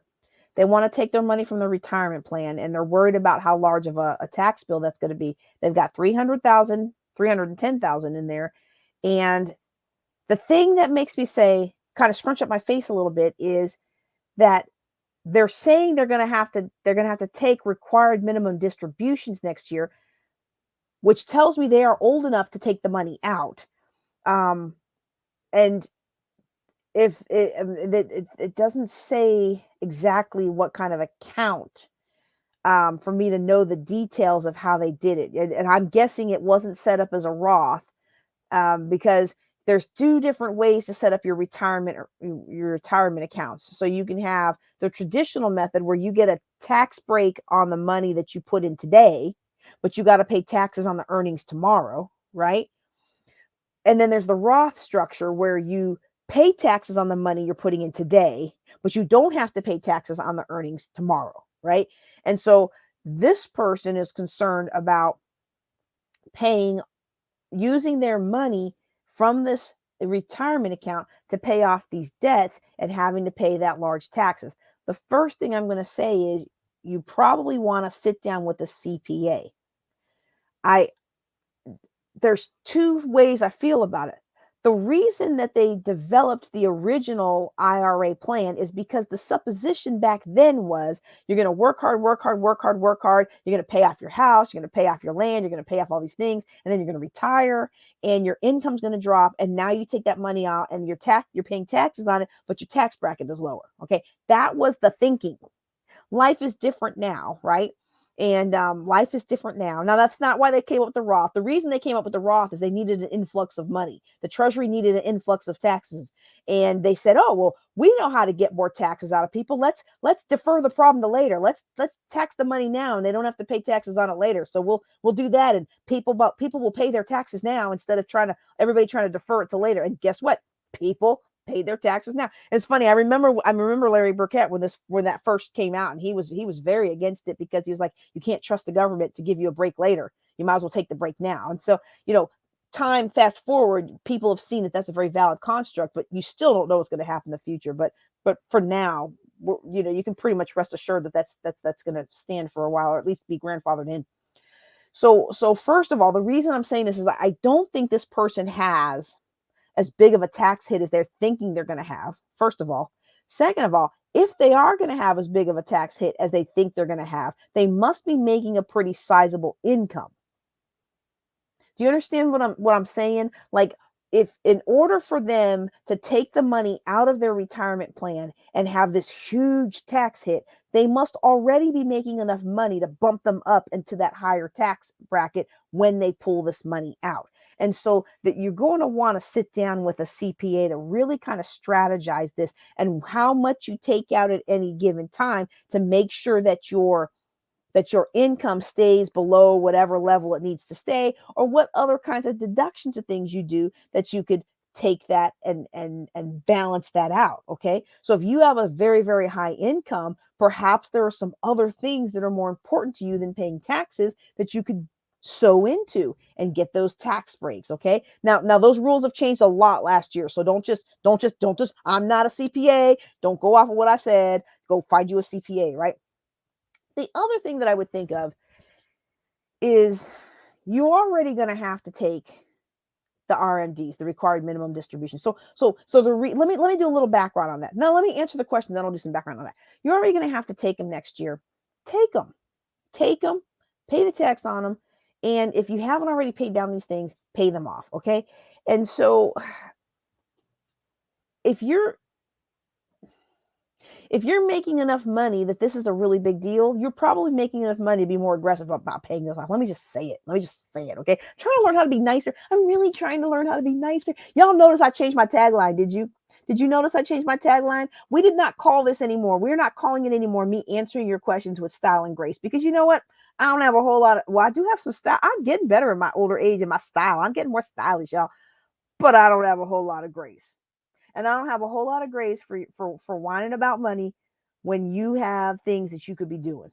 All right. So I'm not saying that's this person, but I'm just saying this question doesn't add up. So sit down and talk to your CPA about how to do it, because you want to do it the right way. And, it could be the difference of I take out 10,000 versus taking out 15,000. If taking out 15,000 bumps me to a higher tax bracket with all my other deductions, well, then I'm going to take out 10, right? And so you just want to play around with that and see what's the minimum you have to do, what's the maximum you can do, and what happens if you achieve your goal.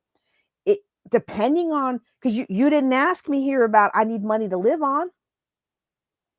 300,000. Let's talk about this. 300,000 is not going to be a lifetime in your retirement unless you're already 90. Then yeah, okay. But if you're if you have to make your required minimum, wait, what's the age for that? Let me just look that up real quick. Is that 70? Is that 78? I know they've been changing some things. Anybody know? Go ahead and drop it in the thing. Let me see that. 72. Okay. You're 72 years old if you have to start taking your required minimum distributions. They change so much. Like I said, I am not an accountant. You're 72 years old. $300,000, depending on your lifestyle, is not going to last you till 90. Because let me calculate it out for you. All right. The average calculation,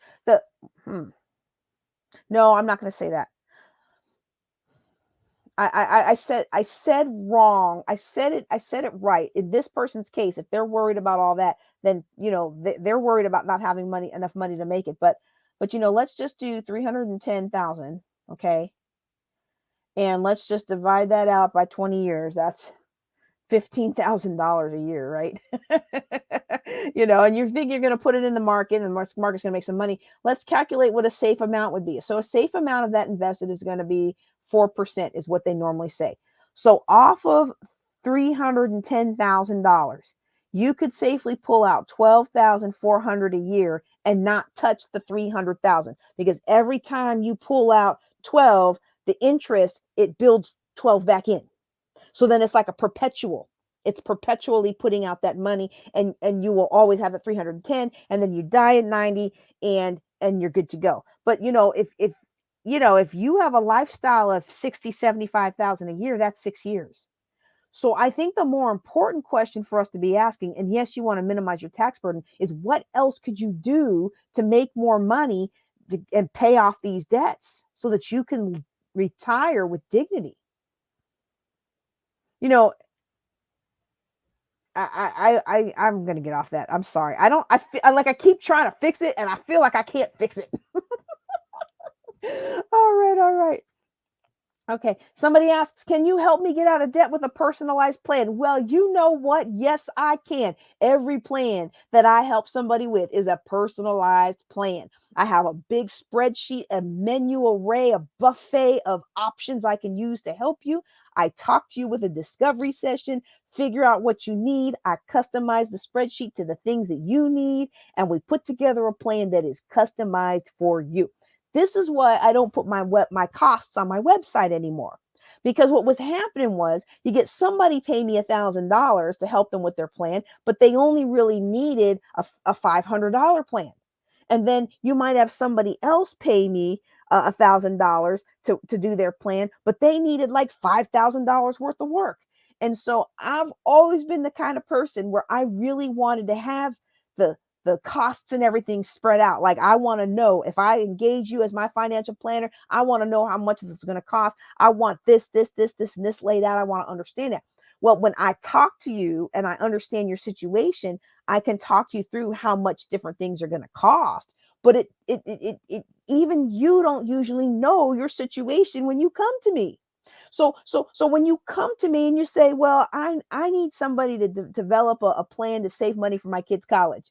That's pretty easy. That's pretty easy, pretty rote. You go on the internet, click, click, click. You got the plan. We sit down and talk to you about your goals. We sit down and talk to you about, what state you're in, and we look it up together, what state you're in and what the benefits are and whether you want a state plan. I mean, we're talking, a couple $100 for me to do some analysis for you. And that's all you need. But see, what happens is you come to me and say, well, we just need to do this plan for my kids. And then I start to uncovering stuff. And I find out that you don't have adequate insurance. You don't have no will. You don't have all of these other things that you need, because it's great to put a 529 plan together for your son. But if something happens to you and there's no money to take care of your son when you're gone, what do you expect's gonna happen?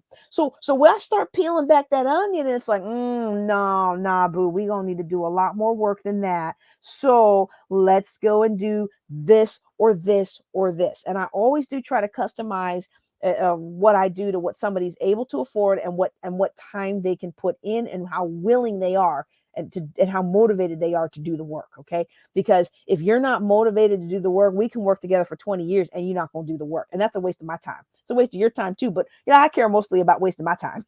I'm happy to take your money for you to waste your time, but I'm not trying to waste my time. I'm not going to take your money and waste my time. Now, I'll take your money, but I don't want it to be a waste of time. Okay. So the answer to that is yes. Okay. This is the question that made me a little sad earlier. I happened to glance down to it. This person is newly single. Business owner, mom of 4. They started off with the debt-free approach for 20 years, but their husband was never on board. And it was really difficult for her to really hold on to what she wanted to do because of that. And I understand that. I know some people are diehards, are like, well, you should stand your ground no matter what. But sometimes if you're in a traditional family, it's not your ground to stand. And so now I need help getting back in it. I've got these 4 kids. I've got my business. I just need to understand, and I'm getting overwhelmed. And I've been there. I didn't have the 4 kids. I only had 1. That was enough. That was enough. Oh my goodness, that was enough. I just, anyway, it can be overwhelming. And I just want to encourage you to put one step in front of the other and follow the baby steps. Follow the baby steps. Get that starter emergency fund, put everything you have into that starter emergency fund. Once you get that, throw every extra money you have into paying down debt. And then once you do that, throw every extra money you have into your bigger savings account. And when you finish that bigger savings account, it's going to give you so much peace of mind. And no, I don't trust in my money. I don't trust in my planning abilities. I don't trust in my ability to even make like these videos and stuff. I put my trust in the Lord. I trust in the Lord with all my heart, and I lean not upon my own understanding. But one thing I do know is that we got to give God something to work with. And if you will follow those baby steps, you'll be giving him something to work with. The other thing that I want to do is encourage you as a mom. Sometimes we worry about the impact of divorce financially on our children. And, it could be a divorce, or it could be like your husband was working in the oil field and now he lost his job and y'all were making $10,000 a month and now you're making nothing, right? And so life happens sometimes. And one of the things that we have to remember is that God is God to our children, just like he's God to us. And he cares about them, and he will meet their needs. And he will not meet their needs in a way that brings a cursing to us. So we have to be able to plan for our future, plan for our retirement. And if we're able to plan for our kids, that's great. But if we're not able to plan for our kids because we need to pay and plan for our retirement, let me say that again. Hold on, let me get something to drink. All right. If we can't if we can't pay for our kids to do the things that we want for them to do, if we can't pay for our kids college, if we can't do this and we can't do that for our kids, and our heart is just bursting with sadness because we really want to be able to do for our kids what our parents couldn't do for us, or we really want to do for our kids what our parents did for us that was such a blessing to us, you have to trust that if you will follow solid principles, and putting the oxygen mask on you first is a solid principle. Taking care of your retirement first before taking care of their college is a solid principle. You have to trust that God is their God. And if it's meant for them to go to college, if it's meant for them to go to Vogue school, if it's meant for them to go to fashion school, if it's meant for them to go to culinary school, then He will make the way for them. He will open up the doors for them. And when you make a commitment to a debt-free lifestyle, things begin to change. Doors begin to come open. Opportunities begin to come open. Things begin to fall into your hands and to fall into your lap. People don't even realize, if they don't know me and they haven't been watching my videos, they really don't know how badly in debt I was 12 years ago. Because I started Facebook at about that time. We needed it for a job that I was doing in the military. We actually needed to have social media. That's kind of funny when you look back on it now. We needed to have the social media because we had so many distributed things, and it was the fastest way to communicate at that time. And so you look at my feed all that time and you see all the different events that I went to, the places that I went, the dinner shows, and all these different things that I went to. You wouldn't have any idea how much in debt I was, because those things, the opportunities came to me. And when there was something that I wanted to do and I didn't have enough money for the show, I found a way to volunteer and get in for free. I found so many ways to do things. And because I was committed to my future, the doors opened up for me. And I want to encourage you. I know it's overwhelming, but the doors will open up for you too. Oh, I hope that you are blessed and encouraged by those words. All right. So I have one last question. I wasn't sure I was going to answer it, but this is gonna be a lighter note to end the call on, or the end of Fireside Chat on today. So I definitely want to do this. Now, if you're listening as part of the Fireside Chat, thank you for being here live. If you're listening as part of the Building Wealth Together podcast, I encourage you to ask your questions to be included in the next Fireside Chat. You can go to askjjc.com and submit your questions. And so with that, we take the Fireside Chat and we use these discussions to populate our Building Wealth Together podcast for the rest of the month. So these questions go into the podcast. All right. And I do have a few more questions, so I'll probably do a bonus session either tomorrow or maybe next week. I'll do a bonus session and I will answer some more questions. But if you have a question, go to askjjc.com. All right. Last question for tonight. I owe $17,000 on my truck. I make $48,000 a year. This is the only debt I have. Should I sell the truck and use the equity, which is about $4,000, and buy a cheaper vehicle outright? Well, you know me, I'm always a big fan of debt. But again, this is going to be one of those situation dependent kind of things. You know, if you owe 17 and that's the only debt you have, you know, and you can beans and rice it for a year or two, well, making 48, you could probably have that paid off in a year. So do you really, really like your truck? You know, I guess I'll be honest, before I married Mr. Man, who drives a pickup truck, I wouldn't have understood the benefit of having a pickup truck. I wouldn't have understood the status of having a pickup truck, the normalcy of having a pickup truck in some areas of the country. And if you use it for business, or if you use it for, you know, if you live in an area, I mean, there are some places out here where my car just does not go.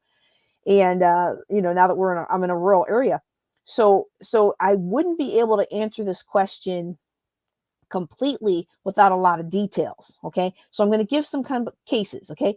So if you can just get around with a beater and you can sell the truck and get a 4K car, it's not going to be the worst car in the world. It's not going to be the greatest car in the world. If you're just driving around town and you know, like here, I don't want a $4,000 car, But when I was saving up for my next car, and I thought my car was starting to go bad, and I thought, oh man, I'm gonna have to go get a $4,000 or $5,000 car instead of saving up for the $30,000 one I want.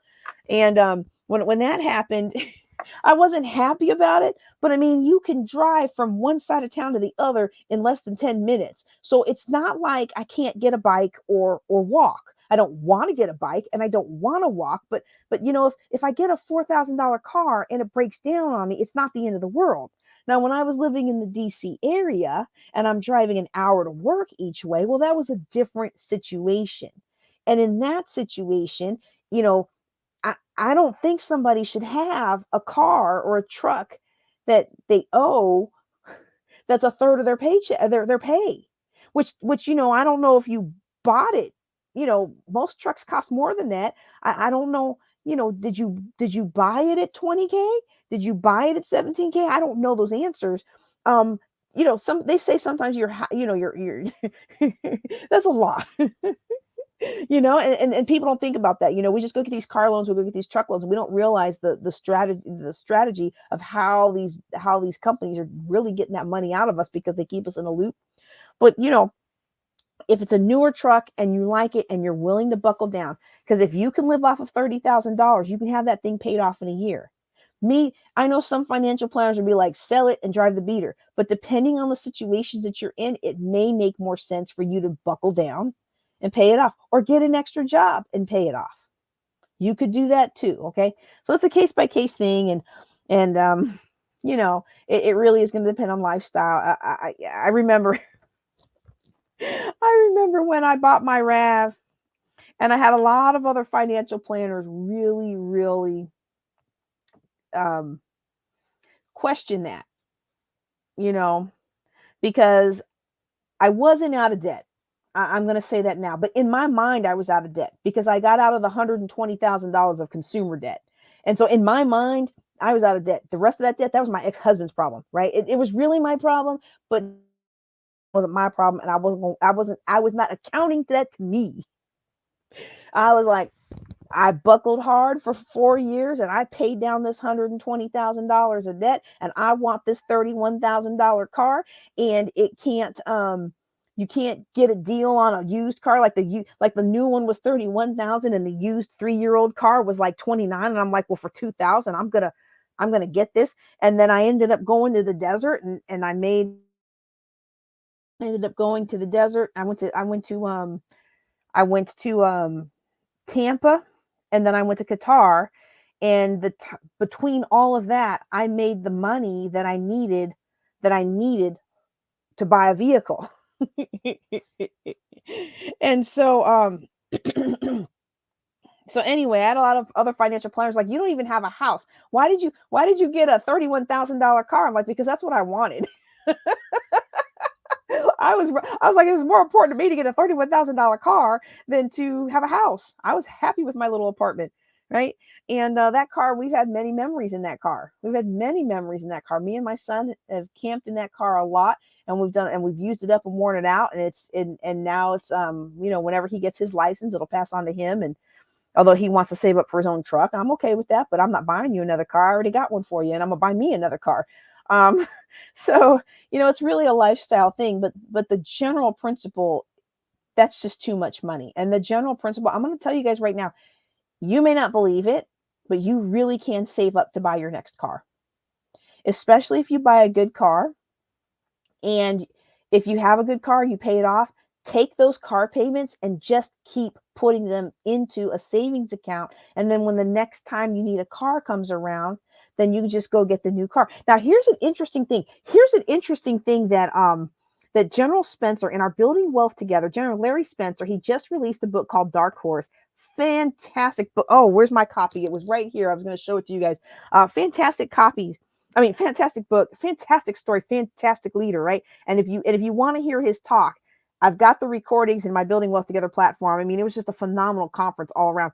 But he told the story in his bonus session on money, on military money. He talked about his brother, 5 or 6 or 7 years. He said it was a long time. I forget the exact amount of years, but took like 5 years and socked away so much money that he could then go and buy a luxury car. So like $60,000, $70,000. And what this man does, he literally buys the car, drives it around for a year or two, trades it in for another car, drives it around for a year or so, trades it in for another car. And because he saved up so much in the beginning, now he's driving those cars and he's only driving them for a year or so. And I think he's getting them like a year or two used. So a lot of the depreciation is already down. And he's basically driving luxury cars for nothing. I was like, wow. Now, and you stop and think about it. Stop and think about it for just dream with me for a second here. Just dream with me for a second here, okay? You get you. Let me just look it up. I think they're like 20,000, right? You know, let's see how much is it? How much is a Civic? Okay, you know, an average Civic, okay, maybe about $20,000. You know, you can save up for that. Do, do, do, do, do, do, do, do. Oh, I should have known that. I should have known that. Oh goodness, I'm so lame. You know, let's just take just dream with me for a second, okay? So you've got let's do how much do we want to put on it? Let's do 350 a month, okay? Let's do 350 a month. That's about that's about 4.5 years, okay? So let's do, let's think about this. How many of us, stop for a second. Now, I know some of you are gonna be like, JJ, I only make 400 a month. JJ, I only make 700 on my SSI a month. I mean, I literally had a client make $400 a month, and she was happier than most people who make thousands a month. Okay. And so she didn't do any debt at all, and she had a roommate, and life was good. Okay. She was walking in her calling and her flow, and life was good. She makes more now, I think, but at the time we had a great plan for her. But just think about it. Think about how many of us waste $400 a month. Every time you go to Starbucks, that's like what, $10? Okay. 10, I mean 5, 10 if you get a snack. Okay. You go to McDonald's, you go to any fast food. I mean, fast food has gotten so expensive now. That's another $10 for you, and that's $10 for everybody in your car. You go pizza night, unless you're going to Little Caesars, that's another $10, $20 for the good pizza, $40 for Lito's pizza, right? But it's worth it. So worth it. Um, you know, I take my son to the bakery. That's $5. You get a snack, a bag of chips, and y'all know those chips are not good for nothing. Now, they are wonderful crunch, and chips are my weakness, but they are not good for anything in our bodies. Bag of chips, $5. Stop for a second and think about how much money we're spending on things we don't even need. And when you add it up, for most of us, it's a couple of $100 a month for things that you could cut out of your life and you would hardly even notice a difference. You might notice a little difference, but not as much as you think you might. And you could put that money into a car. All right. Now, that was probably not the best example. It was probably not the best example, but if you could save for 5 years, if you could save for 5 years, and then you go get the Civic. No, I'm going to do an even better example. I'm going to do a better example. $1,000 beater car. You buy $1,000 beater car. Okay. I know nobody really wants $1,000 beater car, but that's all you can afford right now. So you get the $1,000 beater car. You think you can sell that car for $1,000 next year? Probably. So you save up $100 a month. Okay. Now you got $1,200 plus $1,000 beater car. You can sell that $1,000 beater car, and now you're getting a $2,200 car, right? And you can keep working your way up, and it does not have to take very long before you're driving a nice car that saves your time and money and gas and all that good stuff. And you can put all those money that you would have put into payments aside for the next car. Okay. And so people think that you can't drive a car without taking on a loan, but that's not true. People think you can't go to college. Oh, I said I was going to go on a college loan rant. I'm not going to do it. But people think you can't go to college without a loan. That's not true. I'm so sad for the women who, years ago, I got into an argument with a couple women who were like, well, you have to take out debt to get your kids through school so you can get them a better life. But none of them having a better life right now. There's none of those ladies. I mean, the boys are having a great life, but the ladies are so mired down in debt, and they're getting older, and life them by because they're spending their life making up for this mistake. And the kids can fend for themselves. All right. We're not going to get on that today. We're not going to get on today. But I want to encourage you. If you've got a car and you've been paying, if you've got a good car like a Civic, and I say a good car, but one that's reliable like a Civic or a Camry or something like that, or a RAV. Even the RAV, that RAV is a pretty old car. You get something that's reliable and it's going to last you. Even if you had a payment right now, if you can go 3 or 4 years without buying another car and you sock those payments away, you get another car. When I bought the RAV, have y'all heard the story before? When I bought the RAV,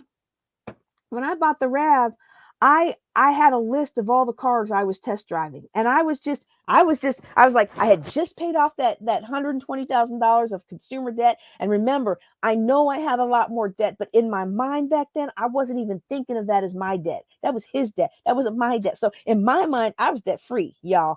Our minds can tell us whatever we want, but I was excited. I had gotten out of debt and I was saving up for my car, and saving up for my car. And I feel kind of bad now because I look back on that time and I kept getting my car fixed and it started being like a car payment. And my friends were like, "We're tired of helping you fix your car. Go buy another car." But I had like 6 more months till I could save up for what I really wanted. And so, but sometimes we make these decisions, and I guess I'm just realizing sometimes we make these decisions and we're doing them by the letter, but sometimes we're being a little selfish to the people around us who are trying to help us, and so that's always something to pay attention to. But I'm driving around, I go try out the Mazda. The Mazda 3, man, that was a fun car to drive, right? I tried out the RAV. I tried out all these other cars, and I go to the BMW because I love the 3 Series back then. And I haven't driven one in a while, so I don't know if I would still love it. But back then, I was in love with the 3 Series. I wanted a 3 Series convertible. That's what I wanted. Well, I get out there on the lot, and the cars I'd been looking at were all like the $30,000 range. Well, the Beamers that I was looking at, they were in the $60,000 range. So I had my low-end cars and my high-end cars, and they were all on my list. And I had checked off the ones that I had done and put my notes on the side, and make which ones are good with maintenance and which ones had space and which ones were Philip friendly, because it was just me and him back then, the 2 amigos, and me and my son. And yeah, the 3 Series convertible was not family friendly because when you put the top down, it took up your whole truck, and I was just like, oh, I'm not going to be able to get this car. So he gives me the sedan, and we get ready to go test drive it, and I drop the list, and he picks up the list, and he's like, "You are comparing my fine ultimate driving machine against a Mazda and a RAV4?" He's like, "How dare you?" And he's just being all snooty, right? And I took my list and I was like, I can afford to buy those outright. That's why I'm comparing them against your car. Your car would need a payment, and I'm not about to get it now. Because there was no way I was going to give that guy my commission, right? And he was not going to get no commission off of me treating me like that. I don't care. I understand sometimes luxury people want to be snooty. But that's not who I am. In fact, the first time I bought a pair of Christian Louboutin shoes, I was in the boutique. I was all excited, right? Like, this was my first time going to one of these expensive shoe boutiques, and I knew I was going to spend all this money, and I was just going to have this luxury experience, and they were going to bring me the stuff on that little tray, and I was just going to, well, it was pandemic, so it wasn't like that, right? But I get in there, y'all, and they are talking. The people that are getting shoes aren't even looking in the eye the people that are helping them. Nobody asked what their names was. Nobody was, "Hi, how you doing?" It was just, "I want to try that on. I want this and this other." And I was like, well, what's your name? Tell me a little bit. And I there's only one person whose name in that shop that I don't remember now because I didn't catch her name. But I remember her story, and I remember her husband's story because he was a history buff.